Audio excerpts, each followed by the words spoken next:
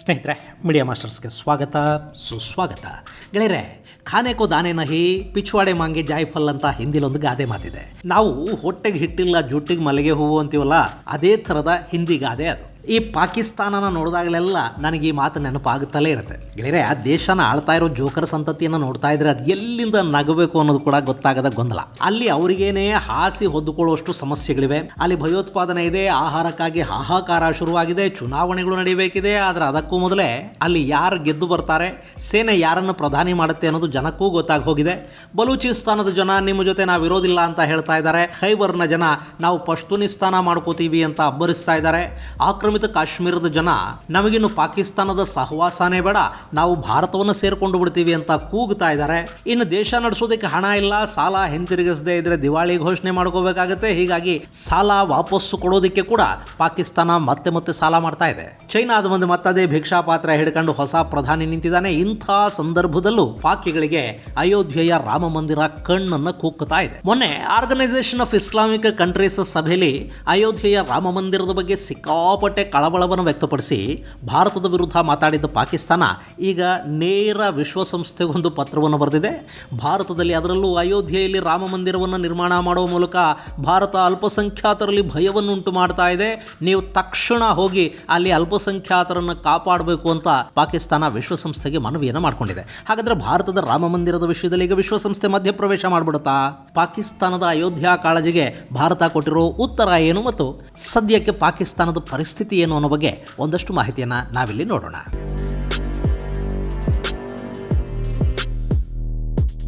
ಗೆಳೆಯರೆ, ಅಯೋಧ್ಯೆಯಲ್ಲಿ ರಾಮ ಮಂದಿರ ನಿರ್ಮಾಣ ಆಯಿತು. ಅದಕ್ಕಾಗಿ ಸುಮಾರು 500 ವರ್ಷಗಳಿಗಿಂತಲೂ ಹೆಚ್ಚು ಕಾಲ ಇಡೀ ಭಾರತ ಕಾದು ಕೂತಿತ್ತು ಮತ್ತು ಸಾಕಷ್ಟು ಕಾನೂನು ಹೋರಾಟಗಳು ಕೂಡ ಆದವು. ಕಡೆಗೆ ಸುಪ್ರೀಂ ಕೋರ್ಟ್ನ ತೀರ್ಪಿನ ನಂತರ ಅಲ್ಲಿ ಮಂದಿರದ ನಿರ್ಮಾಣ ಆಯಿತು. ಈಗ ಆ ಬಗ್ಗೆ ಪಾಕಿಸ್ತಾನ ಮಾತಾಡೋದಕ್ಕೆ ಶುರು ಮಾಡಿದೆ. ಅಯೋಧ್ಯೆಯಲ್ಲಿ ಬಾಬರಿ ಮಸೀದಿ ಅಂತ ಕರೆಸಿಕೊಳ್ಳಲ್ಪಡ್ತಾ ಇದ್ದ ಕಟ್ಟಡ ಇದ್ದ ಜಾಗದಲ್ಲಿ ಭಾರತ ರಾಮ ಮಂದಿರವನ್ನು ನಿರ್ಮಾಣ ಮಾಡಿ ಅದನ್ನು ಖುದ್ದು ಪ್ರಧಾನಿನೇ ಉದ್ಘಾಟನೆ ಮಾಡಿದ್ದು ಖಂಡನೀಯ. ಅದು ಭಾರತದ ಸೆಕ್ಯುಲರಿಸಂನ ವಿರುದ್ಧ ಭಾರತೀಯ ಮುಸಲ್ಮಾನರಲ್ಲಿ ಭಯ ಉಂಟು ಮಾಡೋ ಪ್ರಯತ್ನ ಅಂತ ಮಿಗೆಲ್ ಮೊರಾಟಿನೋಸ್ಗೆ ವಿಶ್ವಸಂಸ್ಥೆಯಲ್ಲಿನ ಪಾಕಿಸ್ತಾನದ ಪ್ರತಿನಿಧಿ ಮುನೀರ್ ಅಕ್ರಮ್ ಪತ್ರವನ್ನು ಬರೆದಿದ್ದಾನೆ. ಮೊನ್ನೆ ಅಷ್ಟೇ ಪಾಕಿಸ್ತಾನ ಈ ಬಗ್ಗೆ OIC ಅಂದ್ರೆ ಆರ್ಗನೈಸೇಷನ್ ಆಫ್ ಇಸ್ಲಾಮಿಕ್ ಕಂಟ್ರೀಸ್ ಸಭೆಯಲ್ಲಿ ಮಾತಾಡಿತ್ತು. ಪಾಕಿಸ್ತಾನದ ಮಾತುಗಳಿಗೆ ತೀವ್ರವಾಗಿ ಪ್ರತಿಕ್ರಿಯೆ ನೀಡಿದ್ದು ಭಾರತ, ಅಯೋಧ್ಯ ರಾಮ ಮಂದಿರ ಅನ್ನೋದು ನಮ್ಮ ಆಂತರಿಕ ವಿಷಯ. ಈ ಬಗ್ಗೆ ಮಾತಾಡೋದಕ್ಕೆ ಪಾಕಿಸ್ತಾನ ಯಾರು ಮತ್ತು ಅಯೋಧ್ಯ ಮಂದಿರಕ್ಕೂ ಪಾಕಿಸ್ತಾನಕ್ಕೂ ಏನ್ ಸಂಬಂಧ? ಅದು ಅಲ್ಲದೆ ನಮ್ಮಲ್ಲಿರೋದು ಪಾಕಿಸ್ತಾನದಲ್ಲಿರೋ ಥರದ ಬನಾನಾ ರಿಪಬ್ಲಿಕ್ ಅಲ್ಲ, ನಮ್ಮಲ್ಲೊಂದು ಸದೃಢ ನ್ಯಾಯಾಂಗ ವ್ಯವಸ್ಥೆ ಮತ್ತು ಪ್ರಜಾಪ್ರಭುತ್ವ ಎರಡೂ ಇವೆ ಅಂತ ಪ್ರತಿಕ್ರಿಯೆಯನ್ನು ನೀಡಿತ್ತು. ಗೆಳೆಯರೆ, ಯಾವುದೇ ದೇಶದ ಆರ್ಥಿಕ ಸ್ಥಿತಿ ಕುಸಿತ ಕಂಡು ಆ ದೇಶ ಬಡತನಕ್ಕೆ ತಳ್ಳಲ್ಪಟ್ಟು ಒಂದೊಂದು ಪೈಸೆಗೂ ಪರಿತಪಿಸೋ ಪರಿಸ್ಥಿತಿಯನ್ನು ತಲುಪಿ ಅಸಮರ್ಥ ಸರ್ಕಾರ ಅಲ್ಲಿ ಆಡಳಿತದ ಚುಕ್ಕಾಣಿಯನ್ನು ಹಿಡಿದು ಯಾರೋ ವಿದೇಶಿಯರು ಸರ್ಕಾರದ ನೀತಿ ನಿಯಮಗಳನ್ನು ರೂಪಿಸ್ತಾ ಇಡೀ ದೇಶದ ಆರ್ಥಿಕತೆ ವಿದೇಶಿ ಸಾಲಗಳು ಮತ್ತು ಅನುದಾನಗಳ ಮೇಲೆ ಆಧಾರ ಪಟ್ಟಿದ್ದು ಆಡಳಿತ ಮಾಡಬೇಕಾದವರು ಮತ್ಯಾರದ್ದು ಕೈಗೊಂಬೆಗಳಾಗಿ ಕೂತಿರ್ತಾರಲ್ಲ, ಅಂಥ ದೇಶಗಳನ್ನ ಬನಾನಾ ರಿಪಬ್ಲಿಕ್ ಅಂತ ಕರೀತಾರೆ. ಪಾಕಿಸ್ತಾನದ ಪರಿಸ್ಥಿತಿ ಇವತ್ತಿರೋದು ಹಾಗೇನೆ. ಇನ್ನು ಪಾಕಿಸ್ತಾನ ಅಲ್ಪಸಂಖ್ಯಾತರ ಹಕ್ಕುಗಳ ಬಗ್ಗೆ, ಸೆಕ್ಯುಲರಿಸಂ ಬಗ್ಗೆ ಮಾತಾಡ್ತಾ ಇದೆ. ಈ ಮುಠಾಳರಿಗೆ ಗೊತ್ತಿಲ್ಲದೆ ಇರೋದು ಏನು ಅಂದ್ರೆ, ಸೆಕ್ಯುಲರಿಸಂ, ಧರ್ಮ ನಿರಪೇಕ್ಷತೆ ಮತ್ತು ಸಮಾನತೆ ಅನ್ನೋದು ಭಾರತದ ಮೂಲ ಸ್ವಭಾವ. ನಾವು ಅವರ ಹಾಗೆ ಮತದ ಮೇಲೆ ದೇಶ ಕಟ್ಕೊಂಡವರಲ್ಲ. ಇನ್ನು ಭಾರತದಲ್ಲಿ ಮುಸಲ್ಮಾನರ ಹಕ್ಕುಗಳು, ಇಡೀ ಜಗತ್ತಲ್ಲಿ ಅತಿ ಹೆಚ್ಚು ಮುಸಲ್ಮಾನರಿರೋ ದೇಶ ಭಾರತ. ಅಷ್ಟೇ ಅಲ್ಲ, ಇಡೀ ಜಗತ್ತಲ್ಲಿ ಅತ್ಯಂತ ಸುಖ ಶಾಂತಿಯಿಂದ ಮುಸ್ಲಿಮರೆಲ್ಲಾದರೂ ಬದುಕ್ತಾ ಇದ್ದಾರೆ ಅಂದ್ರೆ ಅದು ಭಾರತದಲ್ಲಿ ಮಾತ್ರ.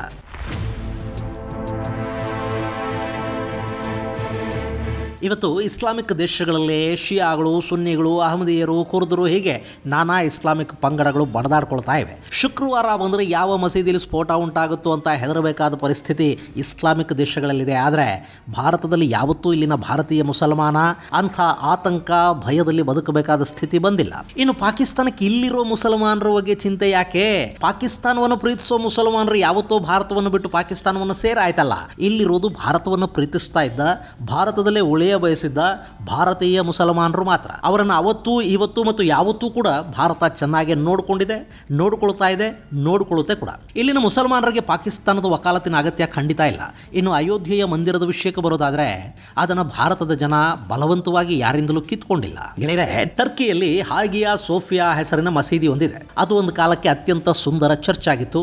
ಆಟೋಮನ್ನರು ಇಸ್ತಾನ್ಬುಲ್ ಅನ್ನು ಆಕ್ರಮಿಸಿಕೊಂಡ ನಂತರ ಆ ಸುಂದರ ಮತ್ತು ವೈಭವೋಪೇತ ಚರ್ಚನ್ನ ಮಸೀದಿಯನ್ನಾಗಿ ಮಾಡಿದ್ರು. ಆನಂತರ ಟರ್ಕಿಯ ಖಲೀಫಾಗಳ ಆಳ್ವಿಕೆ ಮುಗಿತಲ್ಲ ಆ ಸಂದರ್ಭದಲ್ಲಿ ಅದನ್ನು ಮಸೀದಿನೂ ಬೇಡ, ಚರ್ಚು ಬೇಡ, ಒಂದು ರಾಷ್ಟ್ರೀಯ ಸ್ಮಾರಕವನ್ನಾಗಿ ಮಾಡಿಬಿಡೋಣ ಅನ್ನೋ ನಿರ್ಧಾರವನ್ನು ಅಲ್ಲಿನ ಸರ್ಕಾರ ತಗೊಂಡಿತ್ತು. ಆದರೆ ಎರ್ಡೋಗನ್ ಆಡಳಿತ ಅಲ್ಲಿ ಶುರುವಾದ ಮೇಲೆ ಅಂದರೆ ಇತ್ತೀಚೆಗೆ ಟರ್ಕಿಯ ಸರ್ಕಾರ ಹಾಗಿಯಾ ಸೋಫಿಯಾನ ಮತ್ತೆ ಮಸೀದಿ ಅಂತ ಘೋಷಣೆ ಮಾಡಿದೆ.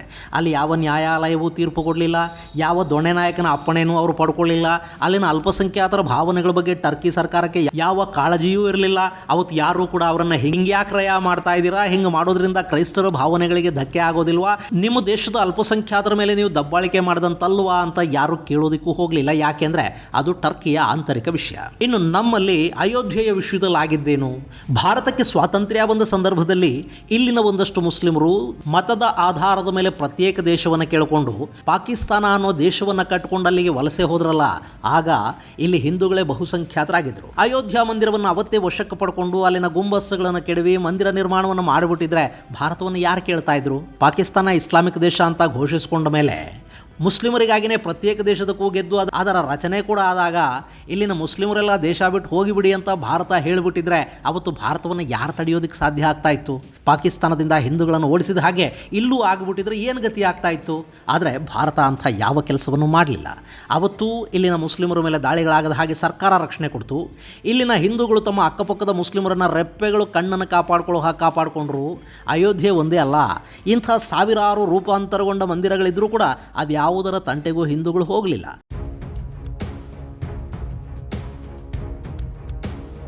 ಅಯೋಧ್ಯೆಯನ್ನು ಕೂಡ ಅವಕಾಶಗಳೆಲ್ಲ ಇದ್ದರೂ ಬಲವಂತವಾಗಿ ವಶಪಡಿಸ್ಕೊಳ್ಳಿಲ್ಲ.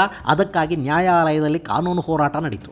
ಸುಪ್ರೀಂ ಕೋರ್ಟ್ ಹೇಳಿದ ನಂತರನೇ ಅಲ್ಲಿ ಮಂದಿರದ ನಿರ್ಮಾಣ ಆಗಿತ್ತು. ಇನ್ನು ಪ್ರಧಾನಿ ಮಂದಿರ ಲೋಕಾರ್ಪಣೆ ಮಾಡಿದ್ದು ತಪ್ಪು ಅನ್ನೋ ಅರ್ಥದಲ್ಲಿ ಕೆಲವರು ಒಳಗೆ ಮತ್ತು ಹೊರಗೆ ಕೂಡ ಬಾಯಿ ಪಡ್ಕೊಳ್ತಾ ಇದ್ದಾರೆ. ಇಸ್ಲಾಮಿಕ್ ದೇಶಗಳ ಅಧ್ಯಕ್ಷರು, ಪ್ರಧಾನಿಗಳು ಮಸೀದಿಗಳನ್ನು ಉದ್ಘಾಟನೆ ಮಾಡುವುದು, ಮಸೀದಿಗಳಿಗೆ ಹೋಗೋದು ತಪ್ಪಲ್ಲದೇ ಇದ್ರೆ, ಕ್ರೈಸ್ತ ದೇಶಗಳ ನಾಯಕರು ಬೈಬಲನ್ನು ಕೈಯಲ್ಲಿ ಹಿಡ್ಕೊಂಡೇ ಪ್ರಮಾಣ ವಚನ ಸ್ವೀಕರಿಸೋದು ಸೆಕ್ಯುಲರ್ ಅನ್ನಿಸ್ಕೊಂಡ್ರೆ, ಇಸ್ರೇಲ್ ಜೆರೂಸಲೆಂನ ಪ್ರಾರ್ಥನಾ ಮಂದಿರಕ್ಕೆ ಹೋರಾಟ ಮಾಡ್ತಾ ಇರೋದು ಸರಿ ಅನ್ಸೋದಾದ್ರೆ, ಅದು ಅವರ ಹಕ್ಕು, ಧಾರ್ಮಿಕ ಸ್ವಾತಂತ್ರ್ಯ ಅನ್ನೋದಾದ್ರೆ, ಭಾರತದ ಪ್ರಧಾನಿ ಭಾರತದಲ್ಲೊಂದು ಮಂದಿರವನ್ನು ಉದ್ಘಾಟನೆ ಮಾಡಿದರೆ ಅದರಲ್ಲಿ ತಪ್ಪು ಅನ್ಸೋದಾದ್ರೂ ಏನಿದೆ ರೀ? ಸೆಕ್ಯುಲರಿಸಮ್ ಅಂದರೆ ಬಹುಸಂಖ್ಯಾತರು ನಂಬುವ ಮತಧರ್ಮವನ್ನು ದೂರ ಇಟ್ಟು ಅವುಗಳಿಗೆ ಅವಮಾನ ಮಾಡಿ ಅವುಗಳನ್ನು ತುಚ್ಛೀಕರಿಸಿ ಅಲ್ಪಸಂಖ್ಯಾತರನ್ನು ಮಾತ್ರ ತುಷ್ಟೀಕರಿಸ್ಕೊಂಡು ಹೋಗೋದಲ್ಲ. ಅದು ಸೆಕ್ಯುಲರಿಸಮ್ ಅಲ್ಲವೂ ಅಲ್ಲ, ಅದನ್ನು ತುಷ್ಟೀಕರಣ ಅಂತ ಕರೀತಾರೆ. ಸೆಕ್ಯುಲರಿಸಮ್ ಅಂದರೆ ನೀನು ನಿನ್ನ ಮತವನ್ನು ಆಚರಿಸ್ತಾ ಅದನ್ನು ಗೌರವಿಸ್ತಾ ಬೇರೆಯವರಿಗೆ ಕೂಡ ಅವರವರ ಮತಧರ್ಮಗಳನ್ನು ಆಚರಿಸುವುದಕ್ಕೆ ಅವಕಾಶವನ್ನು ಕಲ್ಪಿಸಿಕೊಡೋದು.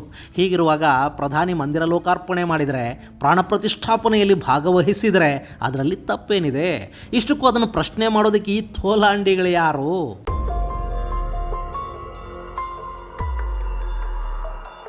ಇನ್ನು ಪಾಕಿಸ್ತಾನ ವಿಶ್ವಸಂಸ್ಥೆಯಲ್ಲಿ ಭಾರತದ ವಿರುದ್ಧ ದೂರು ಕೊಡ್ತಾ ಇರೋದು ಕೂಡ ಇದು ಮೊದಲೇನಲ್ಲ. ಪಾಕಿಸ್ತಾನ ಭಾರತದ ವಿರುದ್ಧ ವಿಶ್ವಸಂಸ್ಥೆಯ ಮೆಟ್ಲೇರ್ತು, ಆದರೆ ಅದರಿಂದ ಸಾಧಿಸಿದ್ದೇನು? ಏನೂ ಇಲ್ಲ. ಪಾಪ ಅವರನ್ನು ನೋಡಿದರೆ ಅಯ್ಯೋ ಪಾಪ ಅನ್ಸೋದು. ಯಾಕೆ ಅಂದರೆ ಅಲ್ಲಿ ದೇಶ ಚುನಾವಣೆಯ ಹೊಸ್ತಿಲಲ್ಲಿದೆ, ನ್ಯಾಯಾಲಯದ ಬಾಯಿಗೆ ISI ಬೀಗ ಹಾಕಿದೆ, ಅಲ್ಲಿನ ಸುಪ್ರೀಂ ಕೋರ್ಟ್ ಕೂಡ ಏನಾದರೂ ಹೇಳಬೇಕು ಅಂದರೆ ಅದನ್ನು ಸೇನೆನೇ ಹೇಳಿಸಬೇಕು. ಸೇನೆ ಉಗುಳಿದ್ದನ್ನು ಅಲ್ಲಿನ ಕೋರ್ಟ್ಗಳು ತಮ್ಮ ಬಾಯಿಗೆ ತಗೊಂಡು ಮತ್ತೆ ಹೇಳುತ್ತವೆ. ಇನ್ನವರ ಆರ್ಥಿಕ ಪರಿಸ್ಥಿತಿ ಅಂತೂ ಎಷ್ಟು ಚಿಂತಾಜನಕವಾಗಿದೆ ಅಂದರೆ, ಮತ್ತೆ ಸಾಲ ಕೇಳ್ಕೊಂಡು ಚೈನಾದ ಮುಂದೆ ನಿಂತಿದ್ದಾರೆ. ಅವರ $125 ಬಿಲಿಯನ್ ವಿದೇಶಿ ಸಾಲದ ಪೈಕಿ 40% ಸಾಲ ಚೈನಾನೇ ಕೊಟ್ಟಿದೆ. ಈಗ ಮತ್ತೆ $2 ಬಿಲಿಯನ್ ರೋಲ್ ಓವರ್ ಕೇಳ್ತಾ ಇದೆ ಪಾಕಿಸ್ತಾನ. ಅಂದರೆ ಚೈನಾ ಆಗೀಗ ಹಿಂತಿರುಗಿಸಬೇಕಾದ ಸಾಲದ ಕಂತು $2 ಬಿಲಿಯನ್. ಅದನ್ನು ಕೊಡದೇ ಇದ್ರೆ ಡಿಫಾಲ್ಟರ್ ಅನ್ನಿಸ್ಕೋಬೇಕಾಗತ್ತೆ. ಕೊಡೋದಕ್ಕೆ ಖಜಾನೆಯಲ್ಲಿ ಕಾಸಿಲ್ಲ. ಸೊ ನಿಮಗೆ ನಾವು ಸಾಲದ ಕಂತು ಕಟ್ಟಬೇಕಲ್ವಾ, ಅದನ್ನು ಇನ್ನೊಂದು ಹೊಸ ಸಾಲ ಅಂತ ತಿಳ್ಕೊಂಡು ಬಿಡಿ ಅಂತ ಪಾಕಿಸ್ತಾನದ ಪ್ರಧಾನಿ ಕಾಕರ್ ಚೈನಾಗೆ ಪೀಡೋದಕ್ಕೆ ಶುರು ಮಾಡಿದ್ದಾನೆ. ಇದೇ ಥರ ಮೊನ್ನೆ ಸೌದಿ ಅರೇಬಿಯಾ ಹಾಗೂ UAEಗಳು ಕೂಡ ತಲಾ $4 ಬಿಲಿಯನ್ ಹಾಗೂ $5 ಬಿಲಿಯನ್ ಸಾಲವನ್ನು ರೋಲ್ ಓವರ್ ಮಾಡಿಕೊಟ್ಟಿವೆ. ಅಂದರೆ ಸಾಲದ ಕಂತು ಹಿಂತಿರುಗಿಸೋದಕ್ಕೆ ಮತ್ತೆ ಸಾಲ, ಅದನ್ನು ತೀರಿಸೋದಕ್ಕೆ ಮತ್ತೆ ಸಾಲ. ಗೆಳೆಯರೆ, ಮೊನ್ನೆ ಇರಾನ್ ತನ್ನ ಮಿಸೈಲನ್ನು ಪಾಕಿಸ್ತಾನದ ಮೇಲೆ ಪರೀಕ್ಷೆ ಮಾಡೋದಕ್ಕೆ ಹಾರಿಸ್ತು ಅಂತ ಒಂದು ವಿಡಿಯೋ ಮಾಡಿದ್ನಲ್ಲ, ಅದರ ಕಾಮೆಂಟ್ಗಳನ್ನು ನೋಡ್ತಾ ಇದ್ದೆ. ಮಿತ್ರರೊಬ್ಬರು ಒಂದು ಅದ್ಭುತವಾದ ಕಾಮೆಂಟನ್ನು ಹಾಕಿದರು. ಪಾಕಿಗಳ ಮೇಲೆ ಮಿಸೈಲ್ ಯಾಕೆ ಬೇಕು ಸ್ವಾಮಿ, ಒಂದು ಪಾಕೆಟ್ ಗೋಧಿ ಹಾಕಿಬಿಟ್ಟಿದ್ರೆ ಅವರು ಅದಕ್ಕಾಗಿ ಕಿತ್ತಾಡ್ಕೊಂಡು ಅವರವರೇ ಸತ್ತು ಹೋಗ್ತಿದ್ರು ಅಂತ ಆ ಕಾಮೆಂಟಲ್ಲಿ ತಿಳಿಸಿದ್ದಾರೆ. ಕೇಳೋದಕ್ಕೆ ಅದು ಕಾಮಿಡಿ ಅಂತ ಅನಿಸಿದ್ರೂ ಕೂಡ ಸುಳ್ಳಂತೂ ಖಂಡಿತ ಅಲ್ಲ. ಪಾಕಿಸ್ತಾನದಲ್ಲಿ ಆಹಾರದ ಸಮಸ್ಯೆ ಸಿಕ್ಕಾಪಟ್ಟೆ ಆಗ್ತಾ ಇದೆ. ಬೆಲೆ ಏರಿಕೆಯಿಂದ ಇಡೀ ದೇಶ ತತ್ತರಿಸಿ ಹೋಗ್ತಾ ಇದೆ. ಇನ್ನು ಆಕ್ರಮಿತ ಕಾಶ್ಮೀರದ ಭಾಗ ಭಾಗದಲ್ಲಿ ಗೋಧಿ ಸಬ್ಸಿಡಿ ದರದಲ್ಲಿ ಸಿಗುತ್ತಿಲ್ಲ ಅಂತ ಆರೋಪಿಸಿ ಅಲ್ಲಿನ ಜನ ಬೀದಿಗಿಳಿದು ಪ್ರತಿಭಟನೆ ಮಾಡ್ತಾ ಇದ್ದಾರೆ. ಕಾರಾಕೋರಂ ಹೈವೇನಲ್ಲಿ ಗಿಲ್ಗಿಟ್ ಬಾಲ್ಟಿಸ್ತಾನದ ಜನ ಬಂದ್ ಮಾಡಿದ್ದಾರೆ. ಸಾವಿರಾರು ಸಂಖ್ಯೆಯಲ್ಲಿ ಜನ ರಸ್ತೆಗಿಳಿದು ಪಾಕಿಸ್ತಾನದ ಸರ್ಕಾರದ ವಿರುದ್ಧ ಪ್ರತಿಭಟನೆ ಮಾಡ್ತಾ ಇದ್ದಾರೆ. ಇಲ್ಲಿ ಗಿಲ್ಗಿಟ್ ಬಾಲ್ಟಿಸ್ತಾನದ ಜನಕ್ಕೆ ಸಬ್ಸಿಡಿ ದರದಲ್ಲಿ ಆಹಾರವನ್ನು ಯಾಕೆ ಕೊಡ್ತಾ ಇಲ್ಲ ಅಂದರೆ ಅಲ್ಲಿರೋ ಜನ ಶಿಯಾ ಮುಸಲ್ಮಾನರು ಅನ್ನೋ ಕಾರಣಕ್ಕೆ ಸುನ್ನಿ ಪಾಕಿಸ್ತಾನ ಶಿಯಾ ಮುಸಲ್ಮಾನರಿಗೆ ಆಹಾರವನ್ನು ಕೂಡ ಒದಗಿಸದೆ ಅವರನ್ನು ಹಸಿವಿಗೆ ತಳ್ಳುತ್ತಾ ಇದೆ.